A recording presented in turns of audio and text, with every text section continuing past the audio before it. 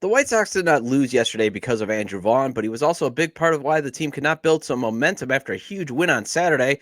And let's discuss on today's episode of Locked On White Sox.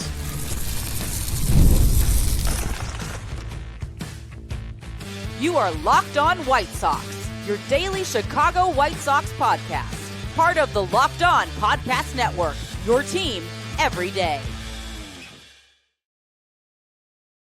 Hello, I'm your host, Todd Welter, a lifelong Sox fan and the set expert at SouthsideShowdown.com, part of the Fansided Network.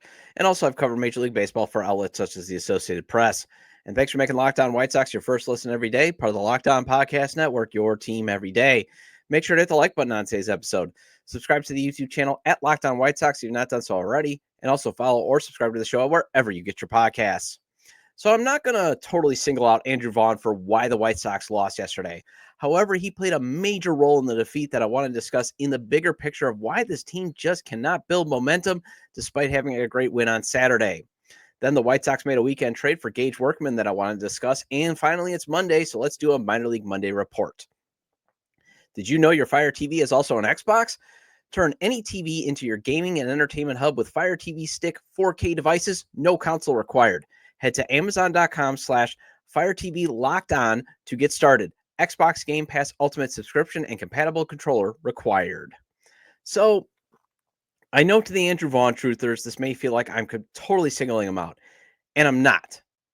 Sort of. I'm just kind of isolating the role he played in yesterday's loss and also just his struggles that he's having right now.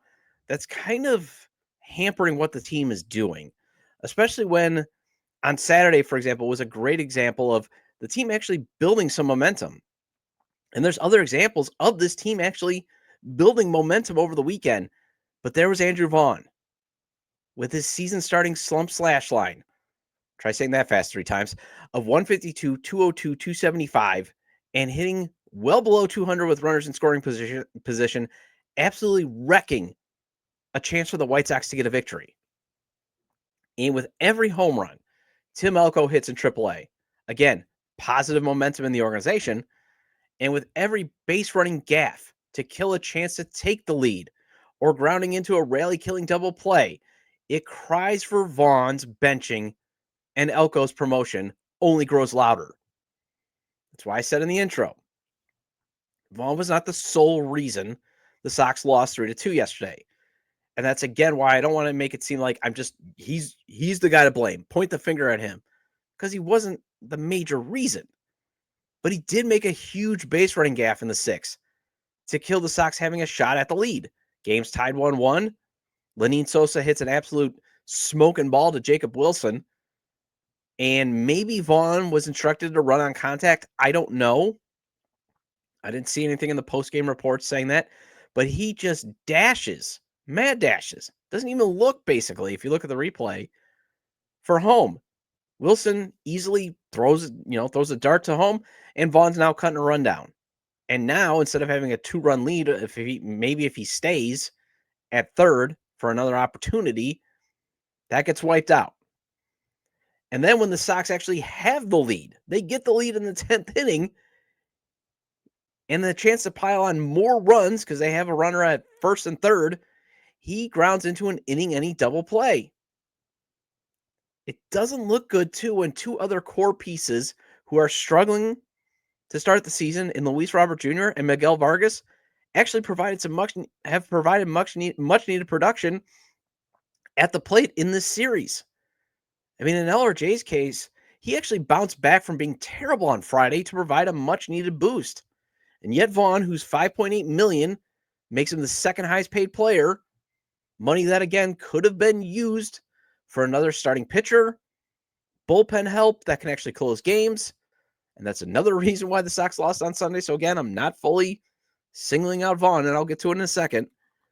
But that could have, he just can't provide the needed boost when the time calls.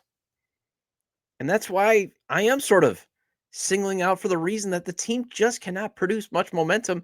And a reason for it is what Vaughn is doing at the plate. And yes, the truth is you can point out that Andrew Benintendi is now, struggling. And Luis Robert Jr. is still hitting under 200. And I'll get to that.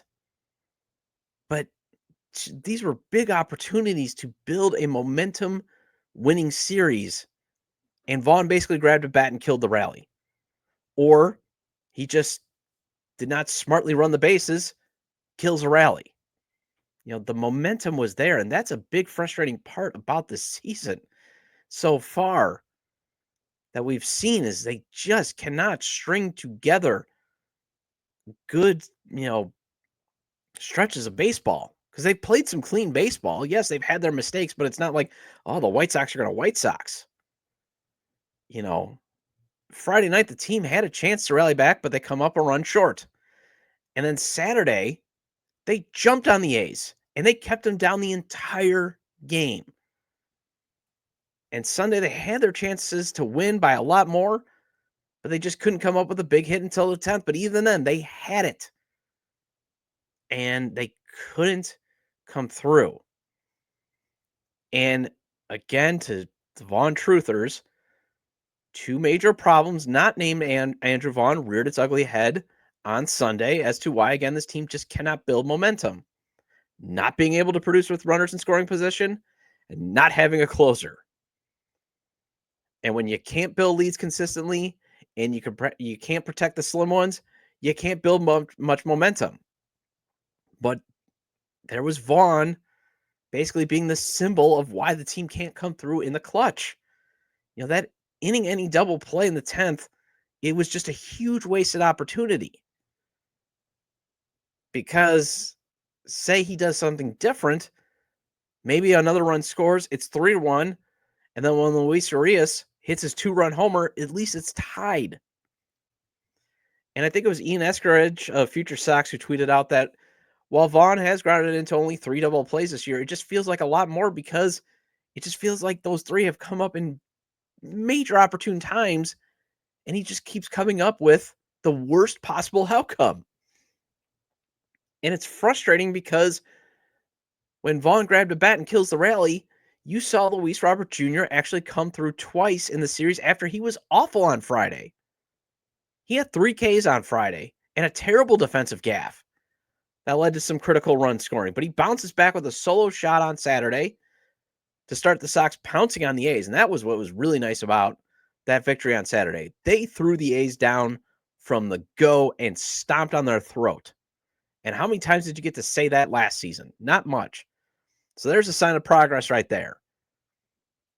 And then he produces the RBI single on Sunday in the 10th. Now, I'm not declaring Robert Jr. out of his funk, but he made me loud wrong on Saturday when I wrote before the game on Southside Showdown. It's getting hard to be patient. He'll come out of it.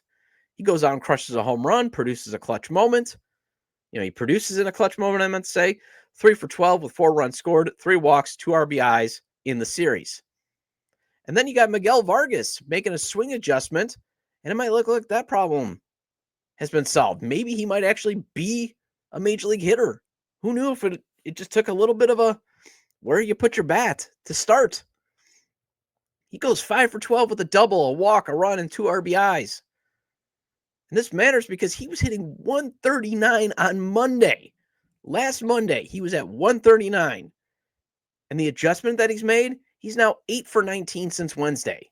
But yet, here's Andrew Vaughn just thinking, well, I've hit before.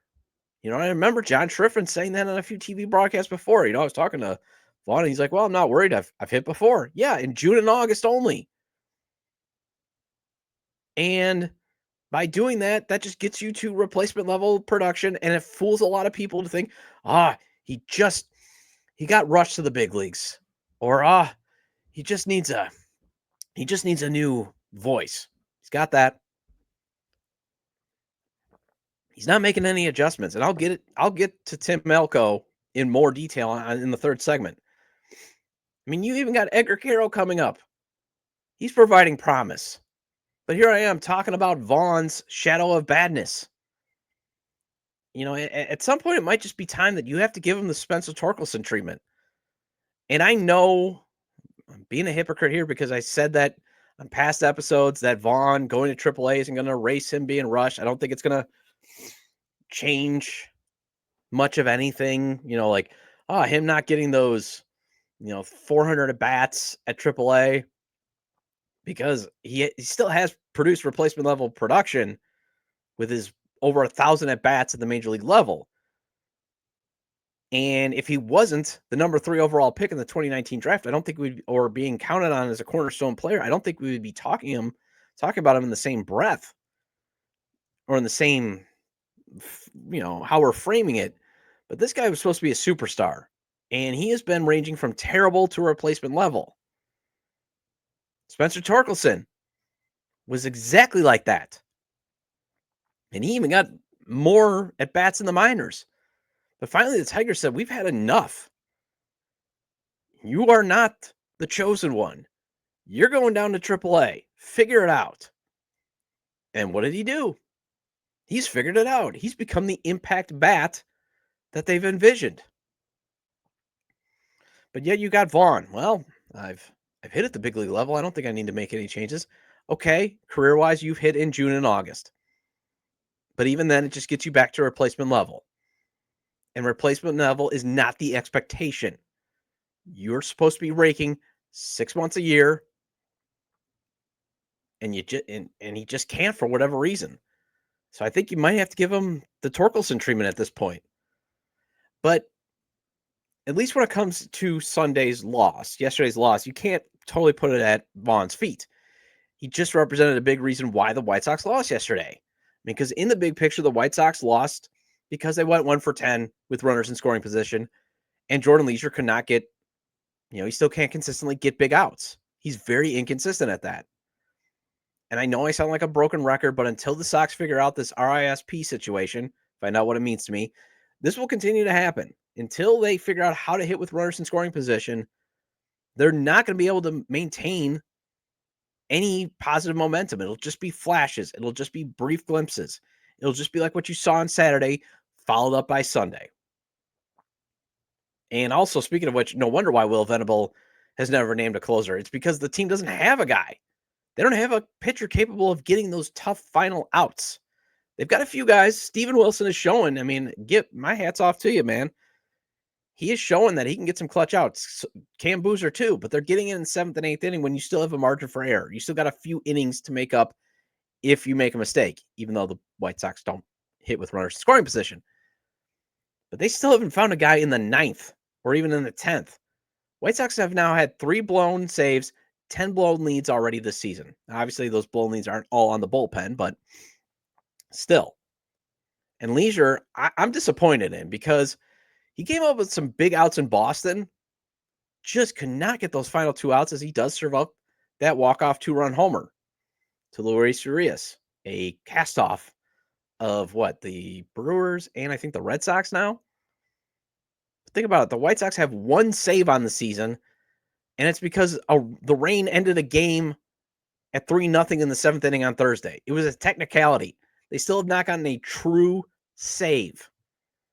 In tight games, the bullpen just keeps coughing up leads. And Leisure had an opportunity to nail down the closer role, and he just can't come up with those outs consistently. And that's also disappointing. Again, to the truthers, I have also singled out Jordan Leisure. Because Sean Burke, Jonathan Cannon, Davis Martin, they pitched well, even though they technically didn't start the game. And kudos to Will Venable going with Tyler Gilbert as the opener on Friday and Saturday, and then Brandon Eisert yesterday.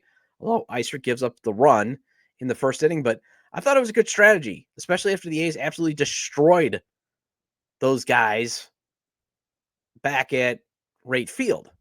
For sure, Cannon and Burke. But it was good strategy because it forces the A's to sort of shake up their lineup because they went with the lefties. So they had to move. I think they moved Soderstrom down all the way to 3rd or 4th normally.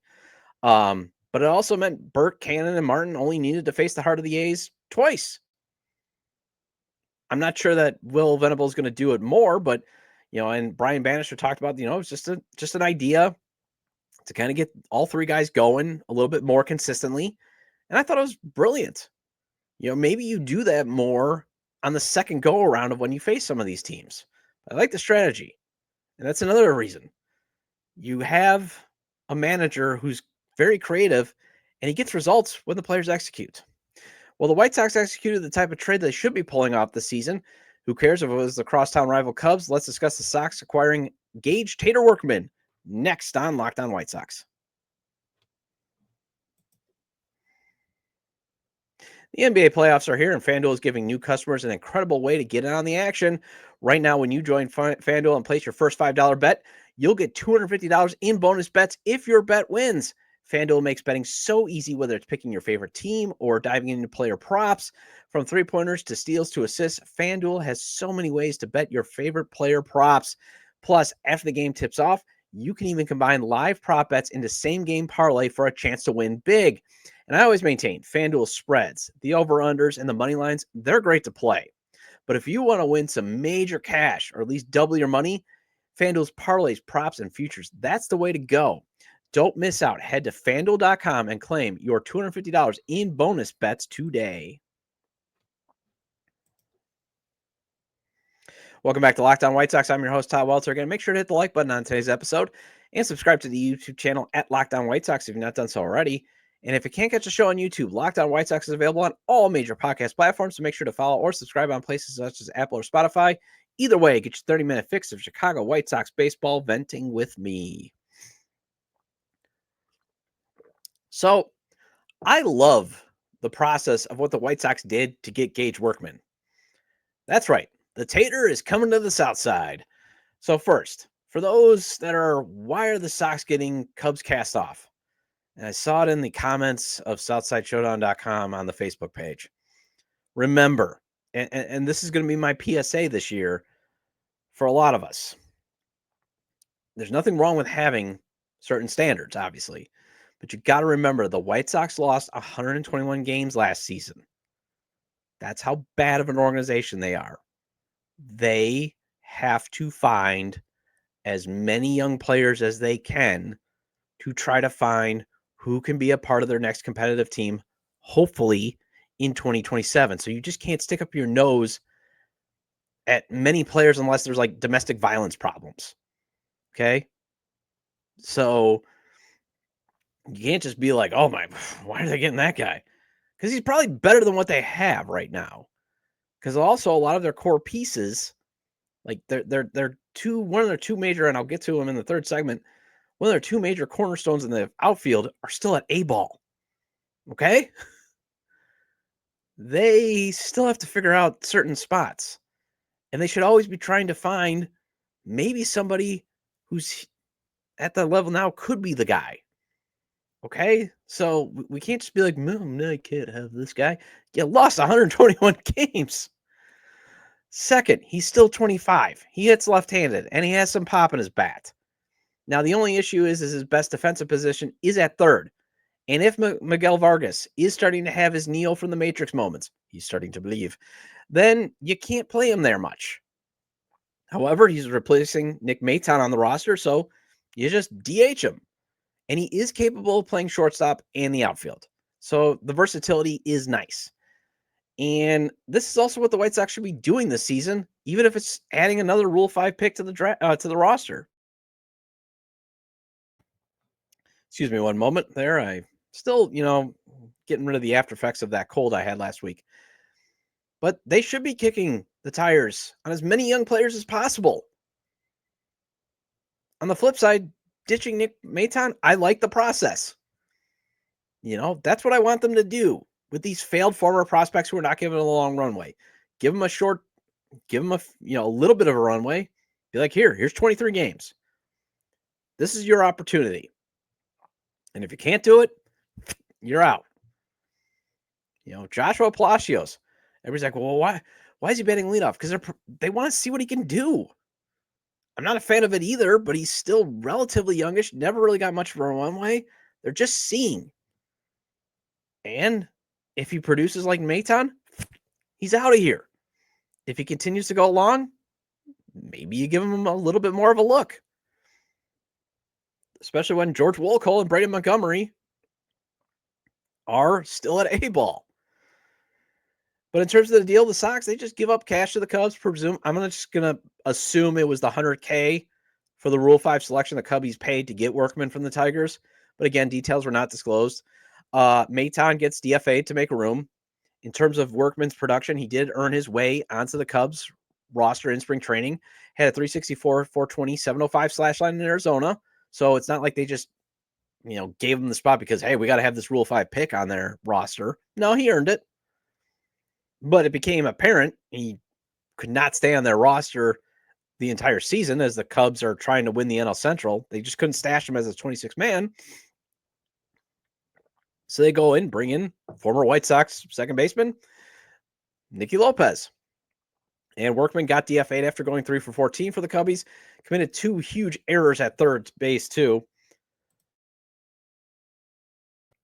I mean, the way Cubs Nation describes it would be like, it was the worst thing that he ever did, but still high standards. They don't have the time like the White Sox do. This is, again, the White Sox, they've got time. They got plenty of time to try these guys out. And in terms of what he can provide, here's what MLBTradeRumors.com wrote up. Workman is viewed as a plus defender at third base with plenty of raw power and too much swing and miss in his offensive profile. He spent the 2024 season with the Tigers AA affiliate, where he batted 280, 366, 476 with 18 homers, 30 steals, an 11.7% walk rate, and a bloated 27.5 strikeout rate in his third season of action at that level. He's yet to appear in a AAA game. Now, he did finish the 2023 season as the Tigers' 30th ranked prospect, according to MLB Pipeline. And here's the scouting report that they had on the Tater. Though Spencer Torkelson was the top prospect out of Arizona State that the Tigers drafted in 2020, they were almost as excited about getting Workman in the 4th round.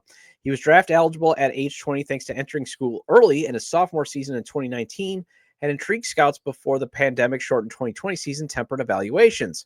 His pro career to date has shown a fascinating combination of defense, speed, and power, including 14 homers, 30 doubles, and 30 steals at AA Erie last year. That would be 2022. But his 206 strikeouts and 515 plate appearances obliterated Erie's team record. It's difficult to find more polarizing prospect in the system for evaluators than Workman.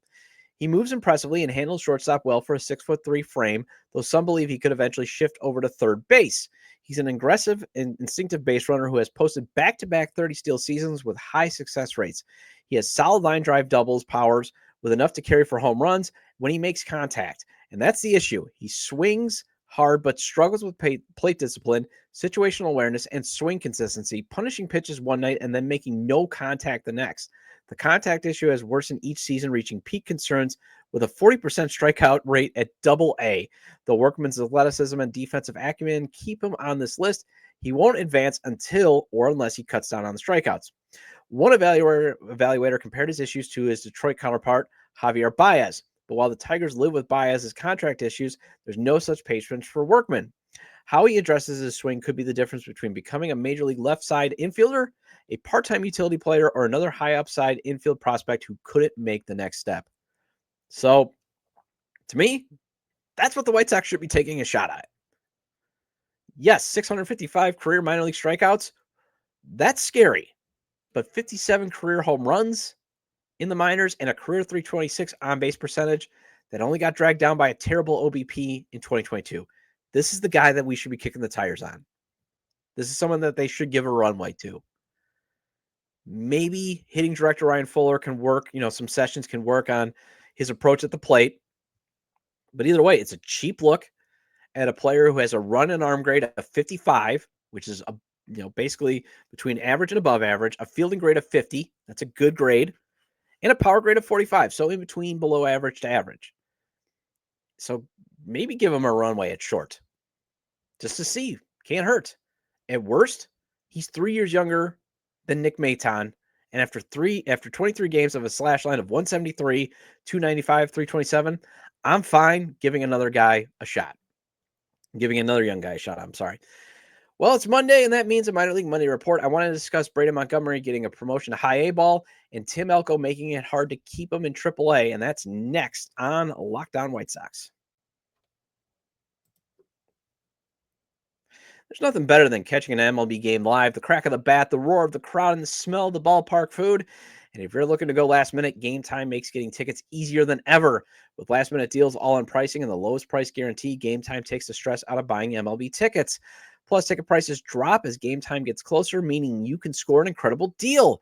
And Game Time is the official ticketing partner of Locked On, and as the Brewers come into Wright Field this week, I can count on them to help grab tickets that meet my needs to see both of my favorite teams playing. The Game Time Picks feature makes finding the best deals effortless. It filters out the fluff and highlights the top discounts in the stadium. And I love that I can preview my exact seat before purchasing. No bad surprises when I get to the stadium.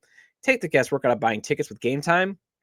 Download the Game Time app and create an account and use code LOCKEDONMLB for $20 off your first purchase. Terms apply. Again, create an account and redeem code LOCKEDONMLB for $20 off. Download Game Time today. Last minute tickets, lowest price guarantee. Welcome back to Locked On White Sox. I'm your host, Todd Welter. Again, shout out to all the everydayers. I appreciate your loyalty. And please hit the like button on today's episode. Recommend to your fellow Sox fans or baseball fans, friends, to subscribe to the YouTube channel at Locked On White Sox or wherever they get their podcasts, as this show is available on all major podcast platforms. And I hope you had a good weekend. Mine was okay. Took my daughter and my wife to see the Broadway touring play Annie on Saturday. Obviously, my daughter and wife love things like the theater more than they love going to sports. So these are the things you do for the people you love. But I hope you had a good weekend. Also watched some of the NFL draft as well. Well, Braden Montgomery did not need much time at Low A Kannapolis. He's already on his way to High A Winston-Salem. Also, Winkelman Gonzalez, despite not having the most impressive numbers at Double A this season, he's getting moved up to Triple A. Tim Elko's heater continues, and with Andrew Vaughn struggling, at what point does this team keep ignoring what Elko is doing at Charlotte? That's what I want to, cover in today's Minor League Monday segment. In terms of Braden Montgomery, he just crushed it at Kannapolis. 304 average, 886 OPS, along with 3 home runs. Yeah, that's good enough to where being at Low A is just a waste of his time. So I'm glad that the White Sox are moving him to Winston-Salem. And honestly, I would put the carrot in front of him and I would challenge him. There's nothing wrong with giving a challenge. Like, you obviously don't want to rush him, but why not challenge him to see if he can produce the same level at Winston-Salem to get him to Double A by season's end? There's nothing wrong with that. Yeah, I would say you're a first-round pick. You raked in college. Let's see if you can get to the Barons by August.